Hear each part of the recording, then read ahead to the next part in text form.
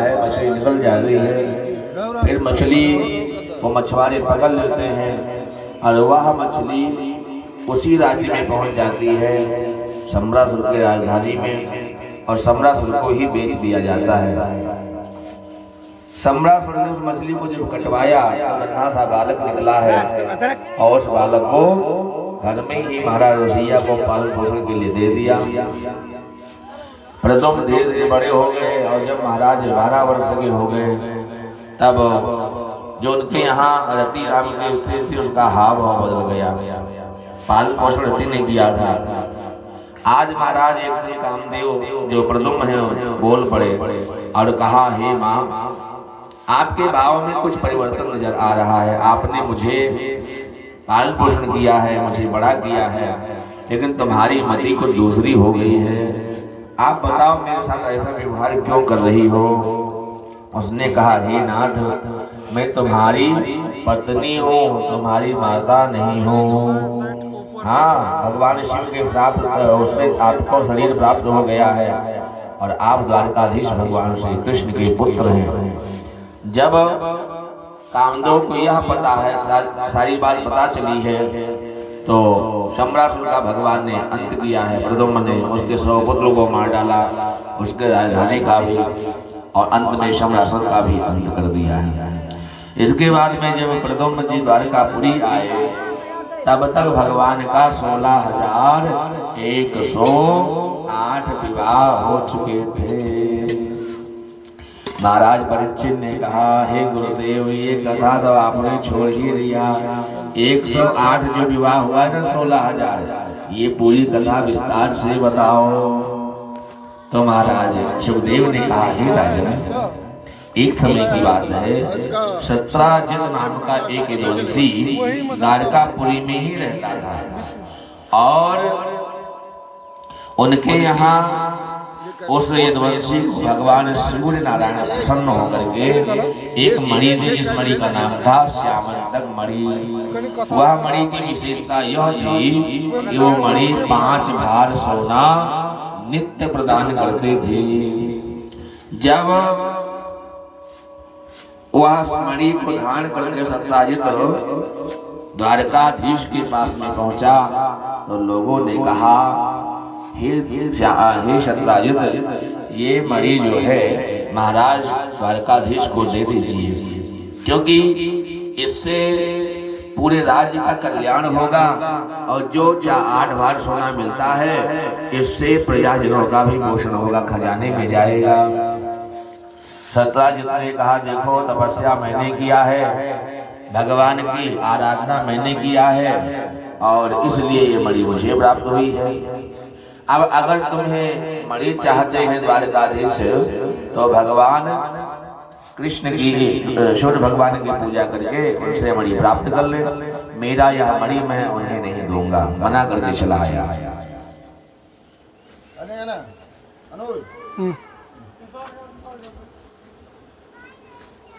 और जब मना करके महाराज चला गया तो लोगों ने कहा, कोई बात नहीं प्रभु, यदुवंशी है, उसकी भाई उसका धन है, चाहे किसी को दे और चाहे किसी को ना दे। इनके भाई का नाम था प्रसेनजित। तो प्रसेनजित ने कहा, हे भैया, तुम बहुत भोले भाई हो, एक ना एक दिन तुमको पिघला करके अपनी मीठी मीठी बातों में द्वारकाधीश तुमसे मणि ले ही लेंगे। इसलिए ऐसा करो, ये मणि हमें दे दो, हम जा रहे शिकार खेलने। वो मणि को धारण करके शिकार खेलने चला गया। लपलपाती चमचमाती मणि को देखा तो सिंह ने प्रसेनजित के ऊपर आक्रमण कर दिया है और प्रसेनजित की हत्या कर दिया, घोड़े को मार डाला, मणि को दांत में दबा करके वो सिंह जाने लगा। लपलपाती चमचमाती मणि को देख करके उस जंगल में सिंह का भी कोई सवा शेर था। वो कौन थे? वो थे जामवंत महाराज। और जामवंत को जब पता चला इतना बहुमूल्य मणि जा रही है तो सिंह को मार करके वह मणि जो है खिलौना समझ करके अपनी पुत्री जामवती को दे दिया।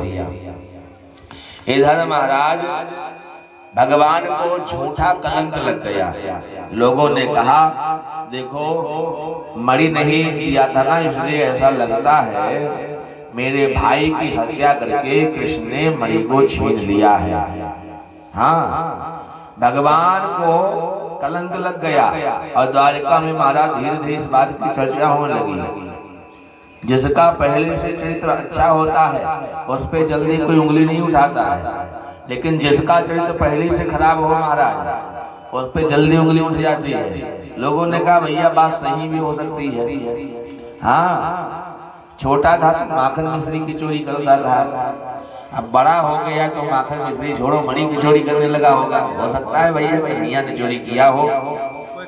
और जब यह बात भगवान को पता चला तो भगवान ने उस मणि के अपनी जन्म कुंडली लेकर गए हैं, अपने गुरु को दिखाया और कहा हे गुरुदेव मैंने मणि की चोरी नहीं किया है, फिर ये झूठा कलंक मुझे लगा क्यों?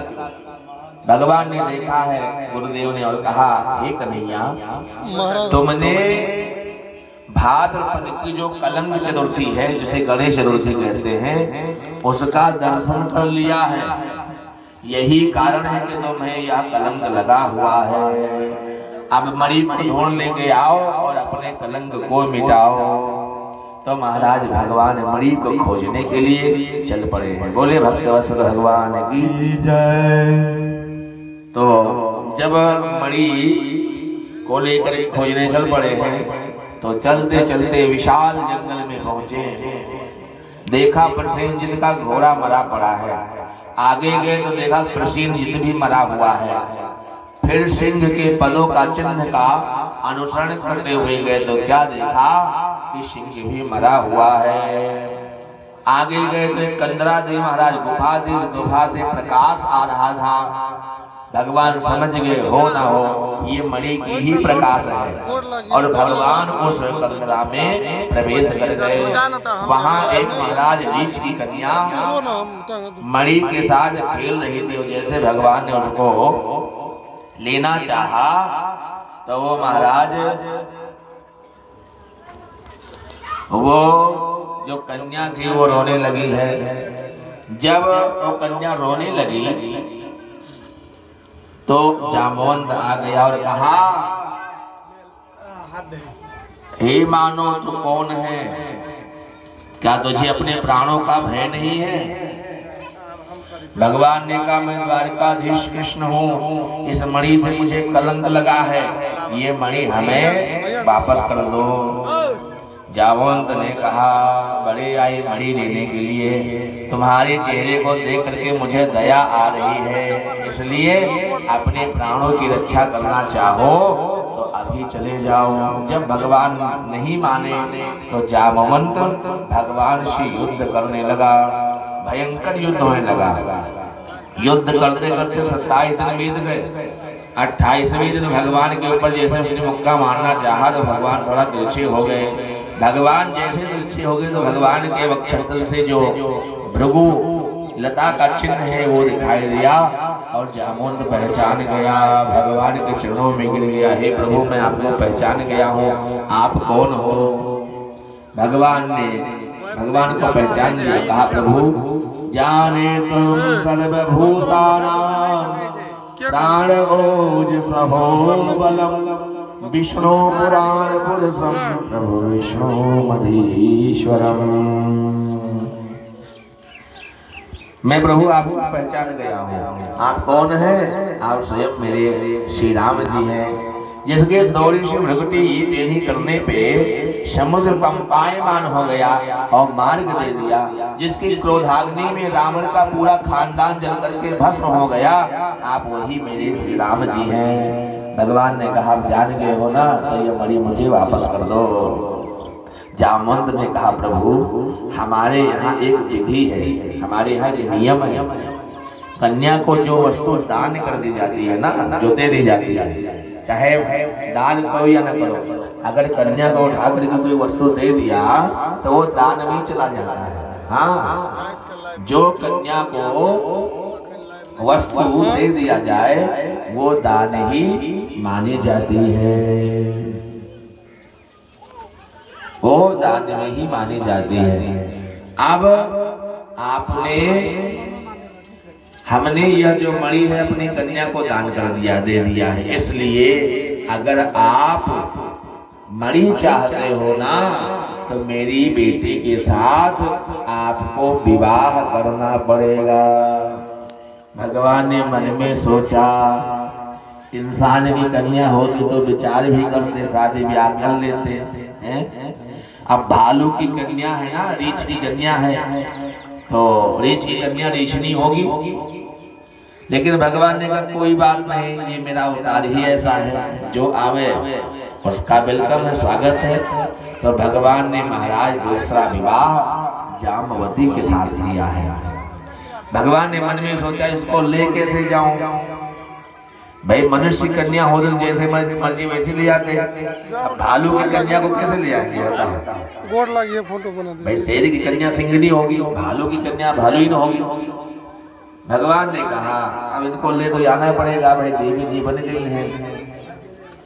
उस रीछ की कन्या का बढ़िया श्रृंगार किया है और कहा देवी तुम ऐसे किसी को अपना मुख मत दिखाना, जब तुम्हारा मुख देखने के लिए रुक्मणी आवे तो उनसे बोल देना कि हे देवी 1 वर्ष का चांद्रायण व्रत जब आप हमें प्रदान करोगी तो ही हम आपको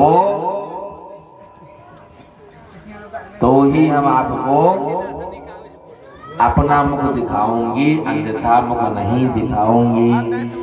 और यही हुआ महाराज। जब कहा कि बहन अपना मुख दिखाओ तो कहा मुंह दिखाई कुछ हमको भेंट चाहिए, होता है ना मुंह दिखाई भेंट। हाँ हाँ क्या चाहती हो, कहा 1 वर्ष का चांद्रायण व्रत हमको दे दो, उसका पुण्य दे दो।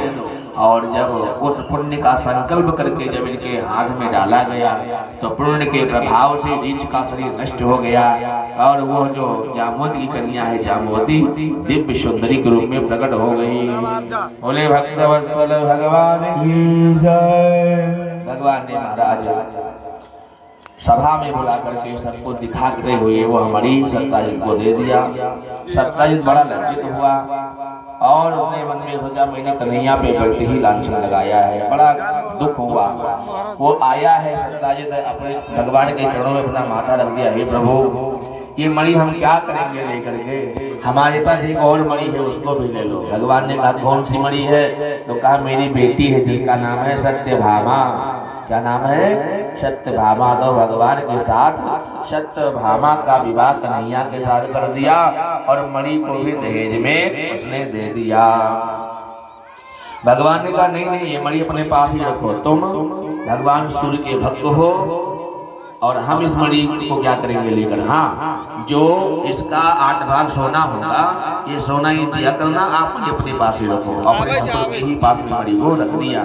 तो भगवान का तीसरा विवाह किसके साथ में हुआ, सत्यभामा के साथ में। महाराज इस कथा को श्रवण करने के बाद सारे ही लांछन नष्ट हो जाते हैं। यदि किसी व्यक्ति को झूठा लांछन लग जाए, भाद्रपद के गणेश चतुर्थी के दिन अगर कोई व्यक्ति चंद्रमा देख लिया हो तो यह कथा अवश्य सुनना चाहिए, नहीं तो उस पर झूठा लांछन लगेगा। चौथ का चंद्रमा का दोष इस कथा को सुनने से नष्ट हो जाता है।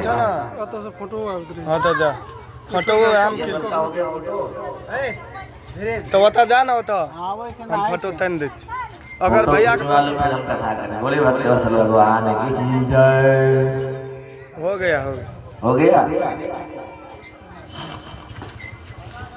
इसके पश्चात महाराज अक्रूर कृतवर्मा सद्धर्मा ने मिलकर के विचार किया कि सत्याजित पहले कन्या विवाह करने के लिए हमसे कहा था, फिर हमसे विवाह तो किया नहीं, कन्हैया के साथ कर दिया, चलो अब इसे दंड देना चाहिए। तो अक्रूर कृतवर्मा ने मिलकर सद्धर्मा को उकसाया और सद्धर्मा दीवार लांग करके सत्याजित के कक्ष में घुस गया और वहां सोते हुए सत्याजित को मार करके मणि छीन करके भाग गया। सत्यभामा रोते हुए बिलखते हुए भगवान कन्हैया के पास पहुंची कि मेरे पिता की हत्या कर दिया है।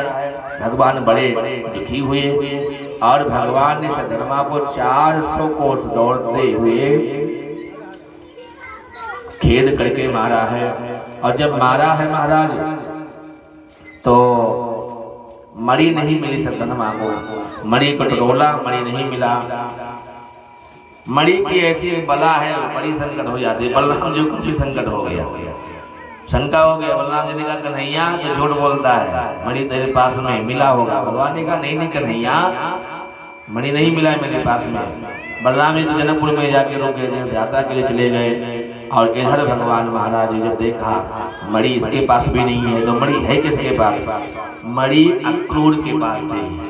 और मणि लेकर के अक्रूर चले गए थे काशी में। कहाँ चले गए? काशी। काशी में महाराज मणि में 8 भार सोना मिलता था। खूब दान करते, खूब भंडारा करते और ब्राह्मणों को सोने की मुद्रा दान करते थे, दक्षिणा देते थे।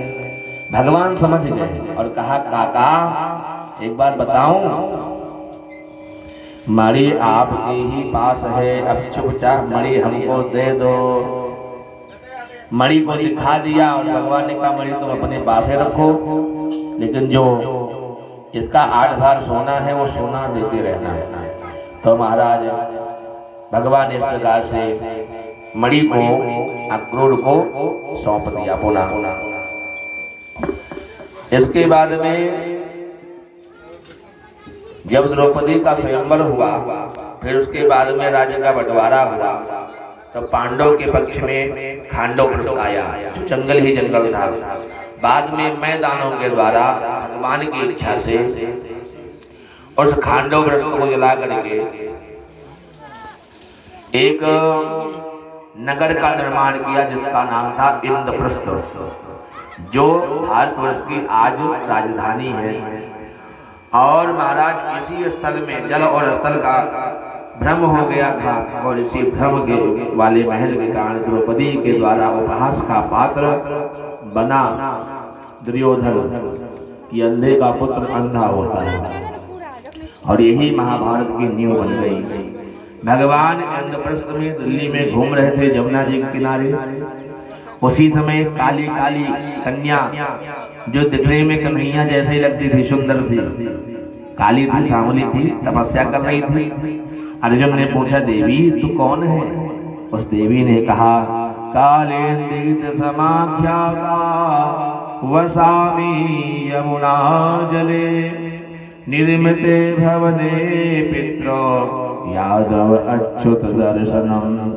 हे अर्जुन, मेरा नाम कालिंदी है, या यूं कहो मैं स्वयं यमुना महारानी हूँ। तब तो तपस्या क्यों कर रही है देवी? कहा मैं भगवान कृष्ण को पति के रूप में पाना चाहती हूँ, इसीलिए तपस्या कर रही हूँ। अब तो अर्जुन भागते हुए गए। कहा कन्हैया तेरी तो हर जगह लाड लग जाती है। भगवान ने कहा क्या हुआ? कहा एक कन्या तुमको पति बनाना चाहती, तपस्या कर रही है। भगवान गए हैं और भगवान का विवाह हो गया यमुना महारानी के साथ में। तो चौथा विवाह किसके साथ हुआ? कालिंदी मैया के साथ में। 5वां विवाह भगवान का हुआ मित्रवृंदा के साथ में। 6ठा विवाह हुआ भगवान का नगजित की पुत्री नागजती के साथ में, जिसका नाम सत्या भी है। 7वां विवाह भगवान का हुआ सतकीर्ति के साथ, कन्या भद्रा के साथ में। और 8वां विवाह भगवान का हुआ मध्य देश की कन्या लक्ष्मणा के साथ में। 8वें विवाह में जो 8वां विवाह है ना लक्ष्मणा, इसी विवाह में भगवान को खूब सारा दहेज मिला है, खूब सारा दहेज मिला है। महाराज नंजित ने 10,000 गाय, 3,000 नवयुवती दासी, 9,000 हाथी, 9 लाख रथ, 1 करोड़ घोड़े, अनेकों सेवक दहेज में दिया। जब भगवान विवाह करके लौट रहे थे तो राजाओं को लालच आ गया और भगवान को लूटने के लिए महाराज घेर लिया है। परंतु अर्जुन ने अपने गांडीव के द्वारा ऐसे बाणों की बौछार किया कि सारे राजा धराशायी हुए हो गए, सब भाग गए। इसी से भगवान अर्जुन को अपना मित्र बना लिया है।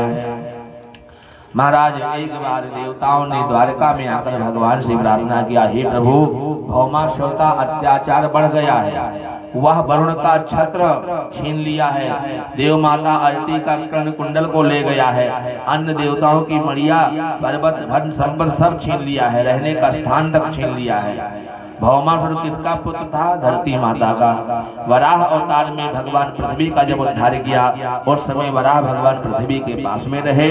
उस समय एक पुत्र हुआ जो भौमासुर के नाम से प्रसिद्ध हुआ। उसका प्राकृति असुर प्रवृत्ति का था। पृथ्वी माता ने कहा था, हे भगवान, जब तक मैं ना कहूँ तब तक इस पुत्र को, ये बेटे को मत मारना। और वही पृथ्वी माता इस समय सत्यभामा के रूप में आई है। नारद जी आते जाते रहते थे। उन्होंने एक बार महाराज बताया कि जो कुछ है ये दुष्ट दानों का कल्याण कर देना। तो महाराज भगवान ने उसी समय भौमासुर के लिए लड़ने के लिए पहुंचे हैं। राग ज्योतिषपुर में भयंकर युद्ध हुआ है। और जब भयंकर युद्ध हुआ महाराज, तो भगवान ने यहाँ हारने का नाटक बनाया, क्योंकि जब तक सत्यभामा कहेगी नहीं तब तक इसको मारना नहीं है। सत्यभामा धरती माता की अवतार है। तो 2-4 बार लगने दिया, और जैसे सत्यभामा को लगा, कहा नाथ इसको मार डालो। भगवान ने कहा मार दो, पक्का? कहा हाँ मार दो। और जैसे सत्यभामा ने कहा मार दो, भगवान ने सुदर्शन चक्र उठाया है और सुदर्शन चक्र के द्वारा उस भौमासुर का उद्धार किया। बोले भक्तवत्सल भगवान की। उसका एक सेनापति था जिसका नाम था मुर। भगवान ने प्रचंड गदा के प्रहार से मुर नाम के दैत्य का अंत कर दिया।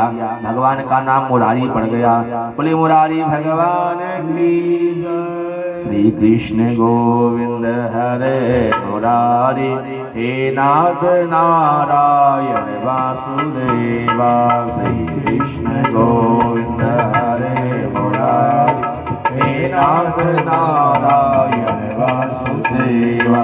हे नाथ नारायण वासुदेवा, हे नाथ नारायण वासुदेव। बोलो श्री कृष्ण गोविंद हरे मुरारी, हे नाथ नारायण वासुदेवा। हरे कृष्ण राधे कृष्ण राधे कृष्ण राधे कृष्ण राधे कृष्ण राधे कृष्ण राधे कृष्ण राधे कृष्ण। श्री कृष्ण गोविंद हरे मुरारी, हे नाथ नारायण वासुदेवा। श्री कृष्ण गोविंद हरे मुरारी, हे नाथ नारायण वासुदेवा। हे नाथ नारायण वासुदेवा, हे नाथ नारायण वासुदेवा। भगवान ने महाराज मुर का वध किया, इसलिए भगवान का नाम मुरारी पड़ गया। मुर की कन्या का नाम था कामकंटिका। क्या नाम था? कामकंटिका। जब उसको पता चला कि मेरे पिता की हत्या श्री कृष्ण ने किया है, तो वो आकर के युद्ध किया है। लेकिन महाराज जो माता कामाख्या है वो प्रकट हो जाती है और उसको युद्ध करने से मना कर देती है। बाद में उसी कामकंटिका के द्वारा एक पुत्र का जन्म होता है जिसका नाम बर्बरीक पड़ता है। वो माँ कामाख्या की आराधना करके 3 बाण पा जाता है, जिससे पूरा महाभारत समाप्त कर सकता था।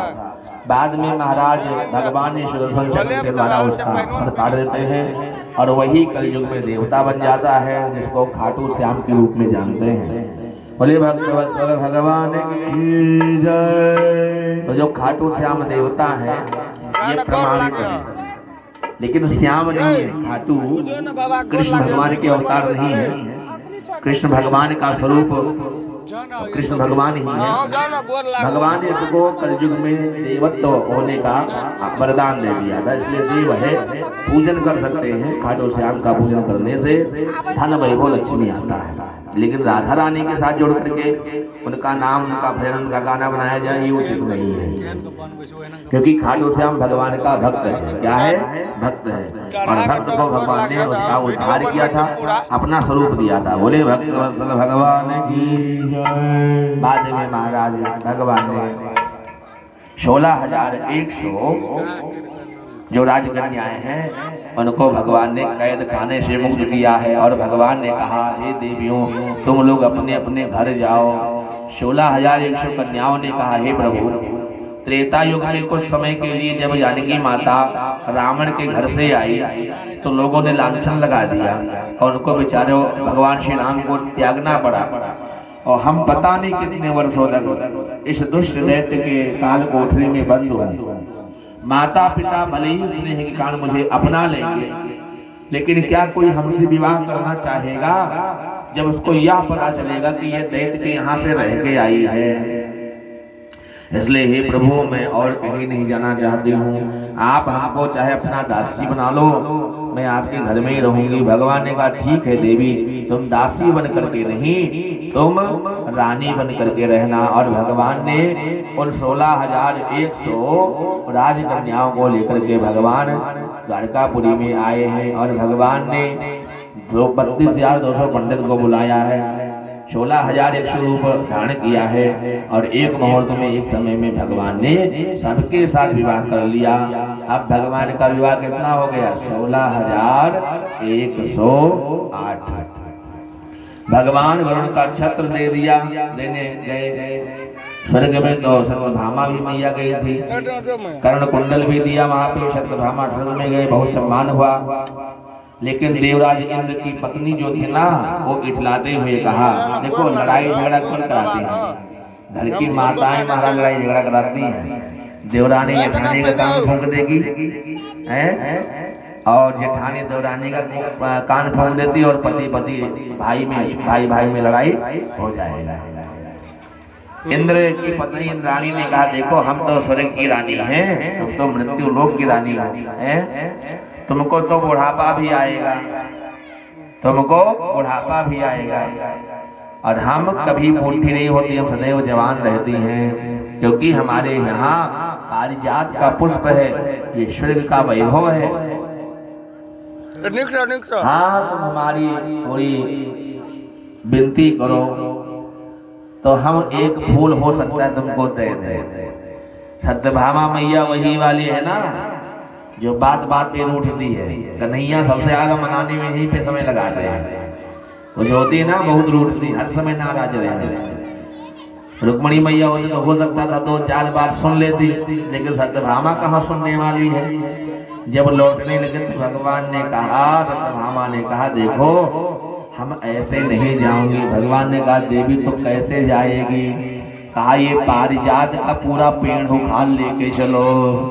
भगवान ने कहा, ये पूरा पेड़ क्यों लेके चले? कहा, इसको लेके चलोगे तो ही हम चलेंगे साथ में। भगवान ने कहा, देवी जी जो ठीक तुम्हारी आज्ञा हो। और पूरा पेड़ स्वर्ग का महाराज बाह्य को उखाड़ करके गरुड़ पे रख लिया है। उसी समय देवराज इंद्र प्रकट हो गए, हे कन्हैया, ये स्वर्ग का संपत है, स्वर्ग का अमानत है, इसको लेकर के नहीं जा सकते हो। भगवान ने कहा, देखो हमारी देवी जी की इच्छा है तो हम लेके जाएंगे। इंद्र ने कहा, हमसे युद्ध करना पड़ेगा। भगवान ने कहा, युद्ध में तो हम लड़ते नहीं किसी से। भगवान से और इंद्र से युद्ध प्रारंभ हो गया है। उसने वज्र का प्रहार किया, भगवान सुदर्शन चक्र छोड़ा और सुदर्शन चक्र ने वज्र को निगल लिया है। जब इंद्र को मारने के लिए चक्र चला है, उसी समय देव माता आरती प्रकट हो गई और कहा, कन्हैया इस चक्र को वापस लौटा लो। क्या तुमको पता नहीं है कि वामन अवतार में तुम मेरा बेटा बने हो? अपने बड़े भाई को मार दोगे तो इंद्र का वैभव, इंद्र का ऐश्वर्य सब नष्ट हो जाएगा। इसलिए जैसी हमारी बहू इंद्राणी है, वैसे मेरी बहू सत्यभामा है। अगर सत्यभामा को ये वृक्ष चाहिए तो मैं सासू होने के कारण मैं अपनी बहुरानी को ये पारिजात का वृक्ष जो है मुंह दिखाई भेंट कर रही हूँ। जब तक प्रभु आप धरती पे रहोगे तब तक यह पेड़ स्वर्ग में रहेगा। जैसे आप धरती छोड़ करके वैकुंठ चले जाओगे तो यह स्वर्ग से आया हुआ जो वृक्ष है अपने आप ही अंतर ध्यान हो करके स्वर्ग चला आएगा। ऐसा माता अदिति ने कहा है और वह पेड़ को दे दिया है। पेड़ को आई हमारा जब 16,108 रानी सबके पास पारिजात का पुष्प है। उस फूल का यह प्रभाव है कि अगर आपने उस फूल को अपने जोड़े में लगा लिया तो कभी बुढ़ापा नहीं आएगा, सदैव जवान बने रहोगे, कभी बुढ़ापा नहीं आएगा। और महाराज उस पुष्प को लगाने के बाद में काल का प्रभाव नहीं पड़ता, सदैव सुंदर और जवान दिखोगे, ये प्रभाव था। तो इसलिए वो पेड़ भगवान ले आए कि हमारी 16,108 रानियां जो हैं सब जवाने रहें, कोई बुढ़ी ना हो है, इसलिए भगवान ने उसको ले आए।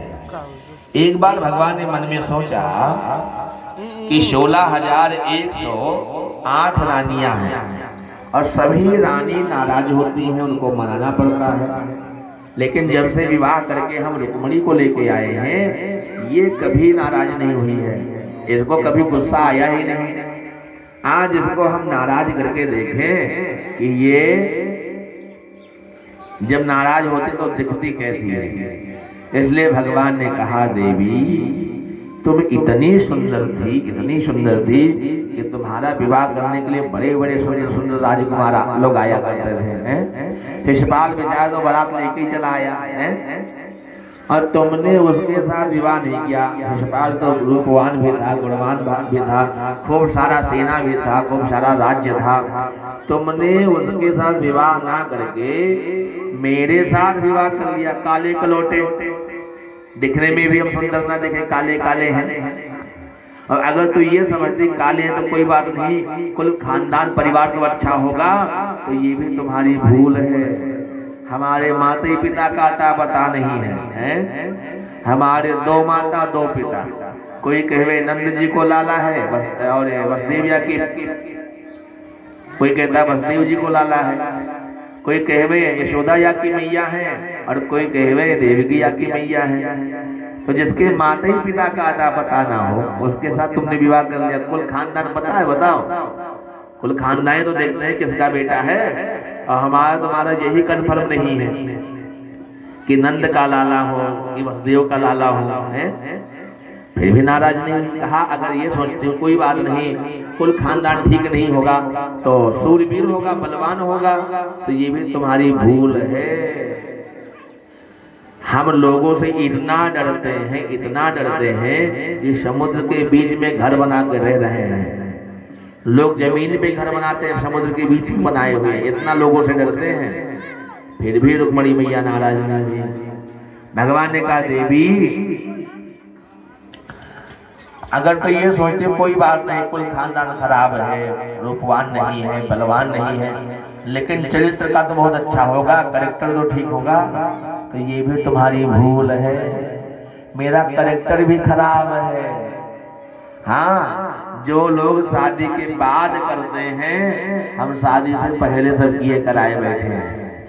हाँ, हमारा एक जगह चक्कर नहीं चलता है, बस जा इधर तो जा रहा हूँ, उधर से कोई भरोसा नहीं कौन देवी आ जाए मेरे साथ। रुक्मिणी मैया फिर भी नाराज नहीं। बताओ भैया, स्त्रियां बाकी हर किसी पे नाराज हो या ना हो, लेकिन ये पता चल जाए कि उनके पति का कहीं चक्कर है? ये पता चल जाए कि हमारे पति का कहीं चक्कर चल रहा है, तो नाराज होंगे कि नहीं होंगे? बताओ। अरे चूल्हा चक्की बंद हो जाएगा, भोजन मिलना बंद हो जाएगा, एक बार पता तो चल जाए। लेकिन रुक्मिणी मैया फिर भी नाराज नहीं हुई। भगवान ने कहा किस मिट्टी की बनी है, इतना कुछ बोल दिए हैं, ये नाराज क्यों नहीं हो रही है? भगवान ने कहा, देवी अभी भी कुछ नहीं बिगड़ा है, अब भी सब कुछ बन सकता है। मैं अब आप चाहो तो अभी भी जाकर के शिशुपाल से दोबारा विवाह कर सकती हो, हम आपको मुक्त कर रहे हैं। जैसे महाराज यह बात कहा, नाराज तो महाराज रुक्मिणी मैया नहीं हुई, मूर्छित होकर गिर गई। भगवान ने कही आवाज कहाँ से आई? तो देखो रुक्मिणी मैया मूर्छित है। भगवान चतुर्भुज रूप धारण किया है, 2 हाथों से उनको गोद में उठाया है, एक हाथ से पंखा झल रहे हैं, दूसरे हाथ से पानी का छींटा मार रहे हैं। और जब जगी है महाराज, तो रुक्मिणी मैया ने जो कहा है जवाब ये सुनने लायक है। भगवान से कहते हैं कि हे नाथ, अगर आप कहते हो कि मेरे कोई माता पिता नहीं है, माता पिता कन्फर्म नहीं है, तो जो संसार का खुद ही माता पिता हो, वेद भगवान कहते ना कि परमात्मा से सारी सृष्टि हुई है, तो जो संसार का स्वयं माता पिता हो, उसका भी कोई माता पिता हो सकता है। अब माया से किसी को आप माता पिता बना लो, ये आपकी कृपा है। अगर आप ये कहते हो कि मैं लोगों से डर करके समुद्र में रहता हूँ, तो जिसके हृदय में काम, क्रोध, लोभ, मोह होता है, परमात्मा उसके हृदय में रहते ही नहीं है। जहाँ काम, क्रोध, लोभ, मोह रूपी समुद्र धरती है, वहां परमात्मा नहीं रहते हैं। अब अगर आप ये कहते हो कि प्रभु मेरा चरित्र खराब है, मेरा अनेकों जगह चक्कर है, तो हे प्रभु ये सारा जीव आपका भोक्ता है, आप सभी के हृदय के प्राणपति हैं, और जो सबके हृदय का प्राणपति होता है, ये संसार जो होता है ये भोग्य है और परमात्मा भोक्ता है।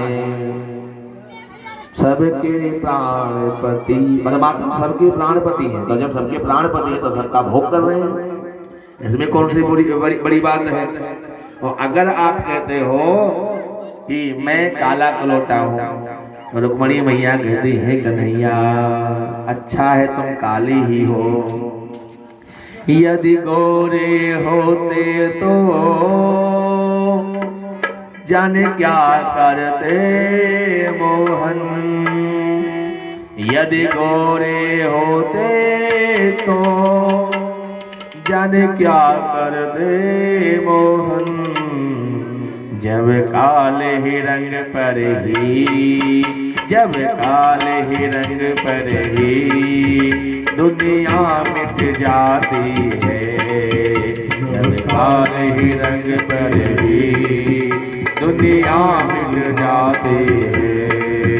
घनश्याम तेरी मुरली पागल कर जाती है, घनश्याम तेरी मुरली पागल कर जाती है, घनश्याम तेरी मुरली पागल कर जाती है, घनश्याम तेरे मुरली पागल कर जाते हैं।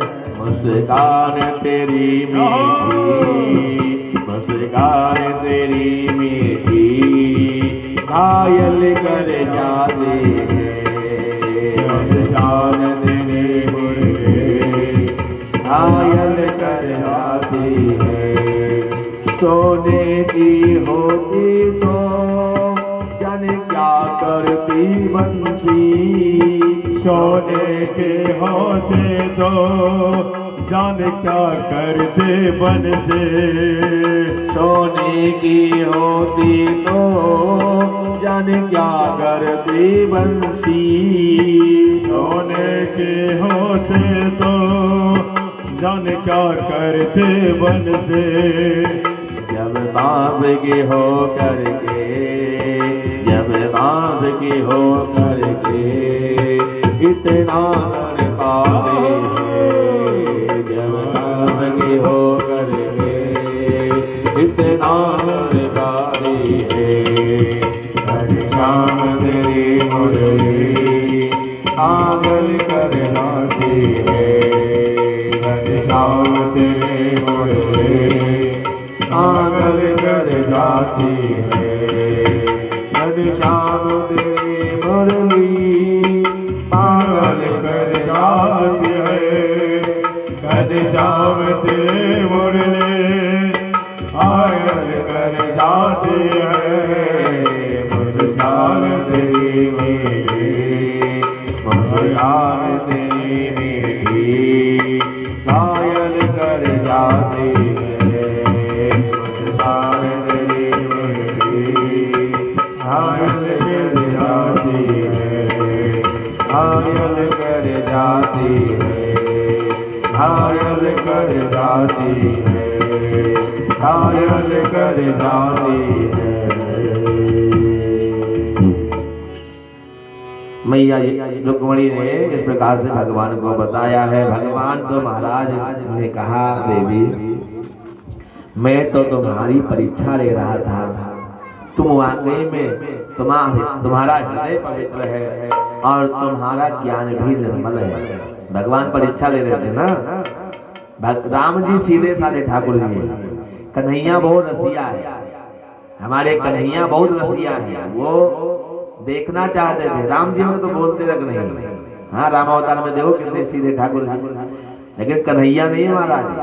कन्हैया अगर कहीं मिथिला चला आया होता, हाँ, तो पता नहीं कितनी मिथिलानियों को लेके चला जाता है। बोले भक्त असल भगवान की जय। राम जी तो लक्ष्मण जी से भी कहते हैं नजरें नीचे करके चलो, हैं? हम मिथिलानियां महाराज भगवान को क्या क्या करती हैं, लेकिन राम जी के नीचे चलो, मर्यादा पुरुषोत्तम है ना। अगर यही कन्हैया आया होता तो सीता जी के साथ साथ पता नहीं कितने लोगों को लेकर चला जाता। बोले भक्त रसल भगवान की। हाँ, तो हमारे कन्हैया बहुत ही रसिया है, रसिक संत है, परमात्मा है, इसीलिए इनको लीलावतार कहा गया है। क्या कहा गया है? लीलावतार। और ये लीला पुरुषोत्तम है, भगवान मर्यादा पुरुषोत्तम है, कन्हैया हमारे लीला पुरुषोत्तम है। भगवान का महाराज इस प्रकार से गृहस्थी जीवन है। गृहस्थी जीवन में ऐसे ही हंसी खुशी से रहना चाहिए।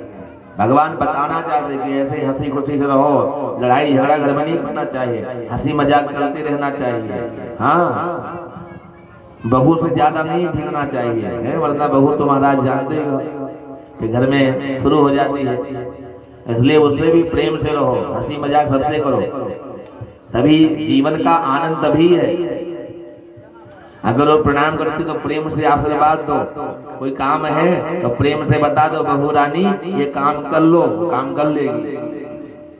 महाराज इस प्रकार से भगवान ने जीवन में अपना गृहस्थी जीवन चला रहे हैं। और प्रद्युम्न का विवाह रति के अतिरिक्त रुक्मी की पुत्री चारुमती से भी हुआ, रुक्मोदी से हुआ। और भगवान का जो पोता है अनिरुद्ध, उसका विवाह कृतवर्मा की पुत्री पौत्री चारुमती के साथ, रोचना के साथ में हुआ, रुक्मी की पोती से। परीक्षित ने यह प्रश्न किया कि महाराज माता और बुआ के संतानों में विवाह असंगत है, फिर ये कैसे हो गया? सुखदेव जी ने कहा, राजन, कहीं कहीं माता के तरफ का और क्या नाम से बुआ के तरफ का जो विवाह होता है उसको बहुत उत्तम मानते हैं। कहीं कहीं पे ऐसा है, कहीं कहीं क्या प्राय ऐसा है। हमारे क्षेत्र में तो ऐसा ही है, बुआ के यहाँ का लड़का मामा के यहाँ की बेटी के साथ विवाह हो जाता है। होता कि नहीं होता है? मामा के यहाँ का अगर बेटी है तो बुआ के यहाँ का लड़का का विवाह करते हैं, सबसे उत्तम रिश्ता मानते हैं। और जब नहीं होता तो उन्हीं के कुलगोत्र में किसी दूसरे के साथ करते हैं। ऐसा बिहार में भी है, ऐसा हमारे उत्तर प्रदेश में भी है बहुत जगह, क्योंकि विवाह त्रिपटा चतुर्पटा ही होता है, 3 पीढ़ी 4 पीढ़ी को छोड़ करके करते हैं। तो महाराज इस प्रकार से भगवान कहते हैं ऐसा कहीं कहीं चलता है और इसलिए कोई असंगत नहीं है। परीक्षित ने पूछा कि हे गुरुदेव, हमने तो सुना है कि भगवान कन्हैया का विवाह, कि भगवान कन्हैया का युद्ध भोले बाबा से भी हो गया। सुखदेव ने कहा, हाँ भाई हुआ तो था। सुखदेव जी से गुरु जी बताओ, बलि के साथ भगवान का युद्ध कैसे हुआ? सुखदेव ने कहा, हे राजन, बलि जो थे दैत्यराज बलि के 100 पुत्र थे और 100 पुत्रों में सबसे बड़े का नाम था बाणासुर। भगवान शिव का बहुत बड़ा भक्त था। एक बार भगवान शिव ने कहा, बेटा वरदान मांग लो। भगवान शिव ने वरदान देने के लिए जब उपस्थित हुए तो उसने कहा, हे भगवान भोले बाबा, आप हमको अपना पुत्र बना लो। भगवान ने उनको अपना पुत्र बना लिया, बाणासुर को। 1000 भुजाएं हैं महाराज, वो एक बार गया युद्ध करने के लिए तो कोई युद्ध ही नहीं कर रहा है। असम राज्य के पास जो कामरूप देश है, कामकंड का जगह है कामरूप, वहीं का ये राजा था। और जब ये राज्य युद्ध करने के लिए निकला, दिग्विजय करने के लिए, तो कोई इसे युद्ध ही नहीं कर रहा है। क्यों? भगवान शिव का बेटा है। हाँ, कोई युद्ध ही नहीं करना चाह रहा है। जो जहां भी पहुंचता है वो उतार करके रख देते हैं, पराजय स्वीकार कर लेते हैं। आज बाणासुर को अपना जो शरीर का 1000 हाथ है ना, ये भार लगने लगा। ये पुनः भगवान शिव की तांडव नृत्य किया है और बजाया है। भगवान शिव जब आए तो कहा बेटा क्या बात है? उसने कहा हे पिताजी हमारे शरीर में खुजली हो रही है, संसार में कोई हमसे लड़ने वाला मिल नहीं रहा है, इसलिए हे भोले बाबा आप ही हमसे दो दो हाथ कर लो, हम लड़ना चाहते हैं। भगवान शिव हंसते हुए कहा अरे मूर्ख, पिता और पुत्र में कभी युद्ध होता है? पिता पुत्र में युद्ध नहीं होता। बोले भक्तवत्सल भगवान की राम कृष्ण हरि जय जय।